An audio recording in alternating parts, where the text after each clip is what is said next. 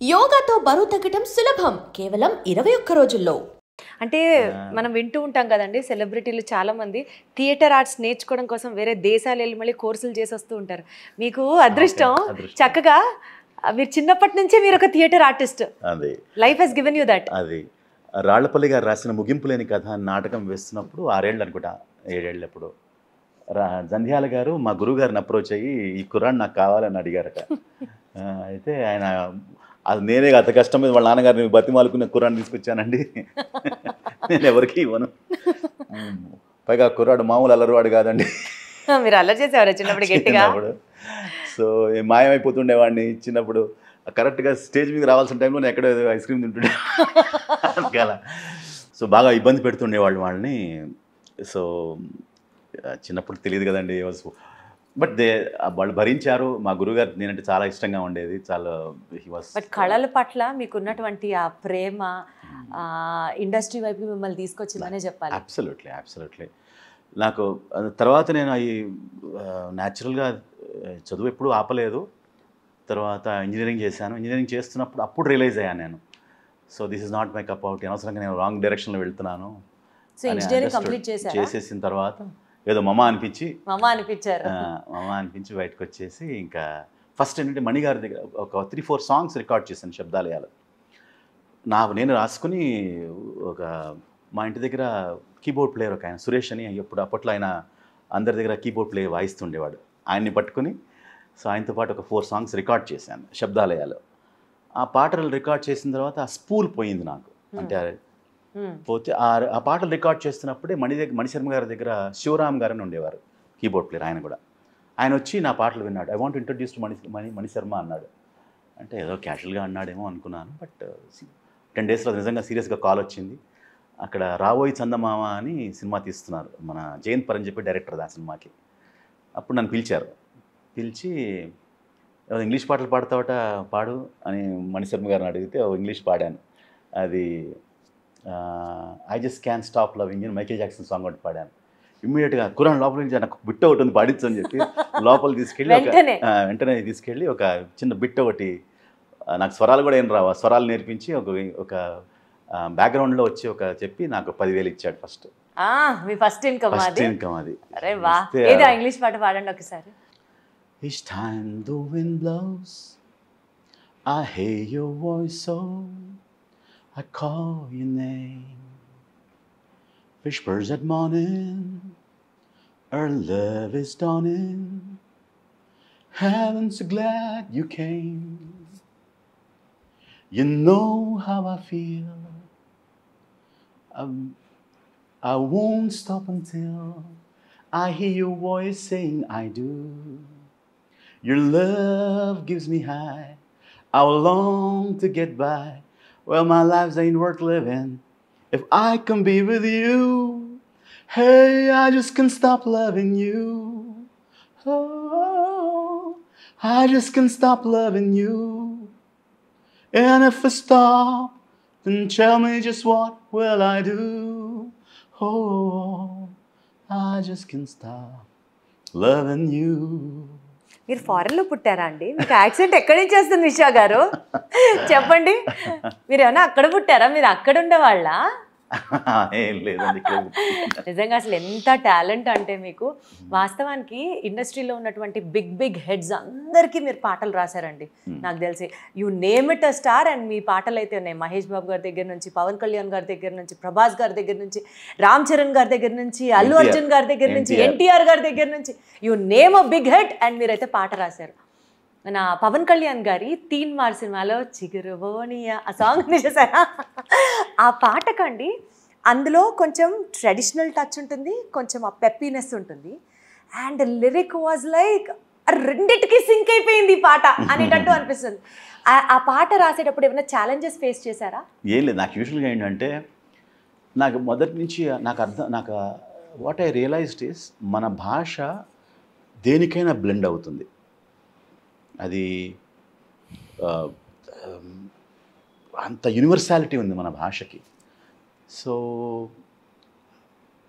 Something interesting పదాలు, వినసొంపుగా ఉండే పదాలు, కొంచెం ప్రబంధ సాహిత్యాన్ని తీసుకొచ్చి కొంచెం కాంటెంపరైజ్ చేసి ప్రజెంట్ చేస్తే ఎలా ఉంటుందని నా ఐడియా. సో ఈ పాట రాస్తున్న పర్టికులర్గా దట్ వాస్ మై ఐడియా. అచ్చా.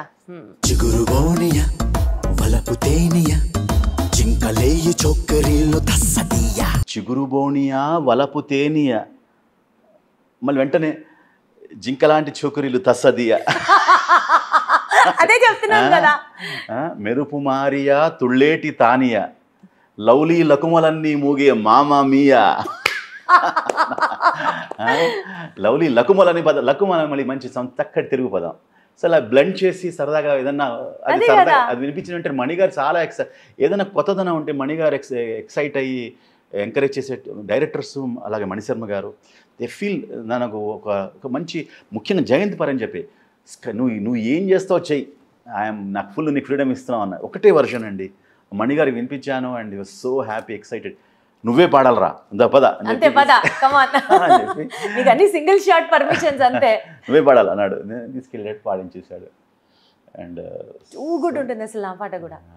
నెక్స్ట్ మీరు ఆల్రెడీ మహేష్ బాబు గారికి అదరక బెదరే ఆ సాంగ్ రాశారు. ఆ సాంగే ఒక సూపర్ డూపర్ సెన్సేషనల్ హిట్. మళ్ళీ మహేష్ బాబు గారికి నీ దూకుడు సాంగ్ అసలు పంచ్ లైన్స్లోనే ఎలివేషను. అంటే ఆల్రెడీ ఒక సక్సెస్ పాయింట్కి చేరిపోయారు. ఆ స్టార్ గురించి ఒక ఇమేజ్ పెట్టుకొని రాసిస్తారు. మళ్ళీ అదే స్టార్కి మళ్ళీ అంత ఎలివేషను, రిపిటేషన్ లేకుండా వేరే స్టైల్లో ఇవ్వాలి. అసలు నీ దూకుడు was like another phenomenal success of విశ్వ గారు. ఎందుకంటే గ్రూవ్ అంటే అది దాని ఏమంటారు, అతడు వెరీ ఇసోటెరిక్గా గ్రూవ్ చాలా దాని ఏమంటారు దాని ఏమంటారు ఒక మత్తులోకి మత్తులా ఉంటుంది గ్రూవ్ కూడా. అంత చక్కటి ఒక దాని ఏమంటారు ఒక వేరే ఐ డోంట్ నో ఒక చాలా ఇసోటెరిక్గా ఉంటుంది ఆ గ్రూవ్ అంతా కూడా.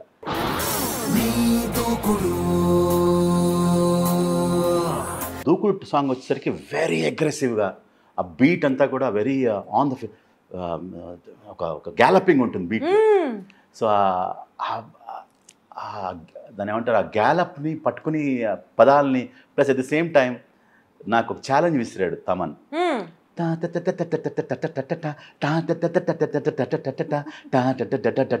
అలా అన్నాను.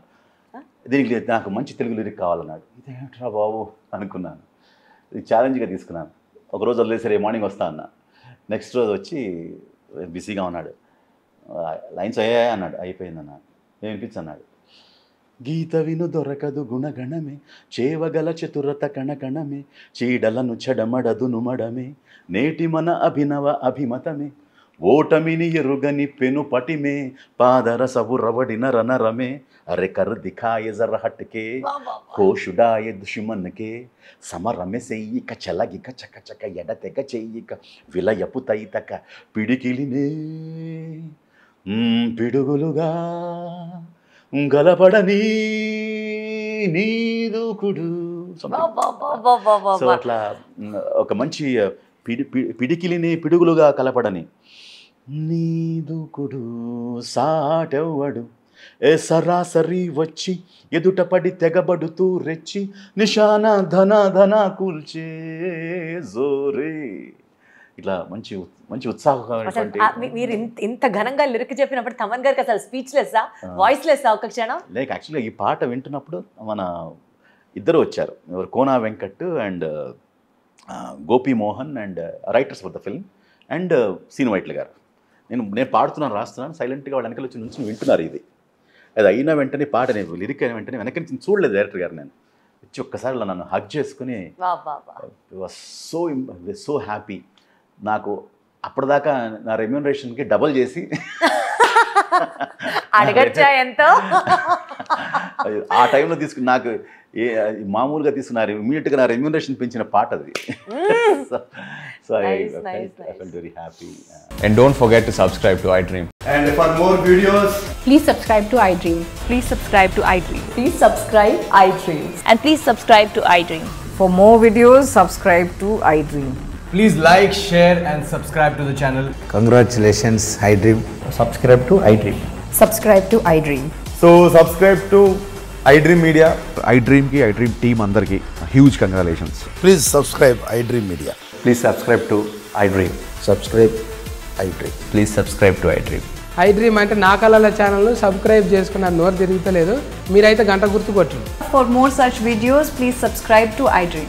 Subscribe to iDream. Please subscribe to iDream. Please subscribe iDream Media. Please do subscribe to iDream. Please subscribe to iDream Media. For best entertainment and information, please subscribe iDream.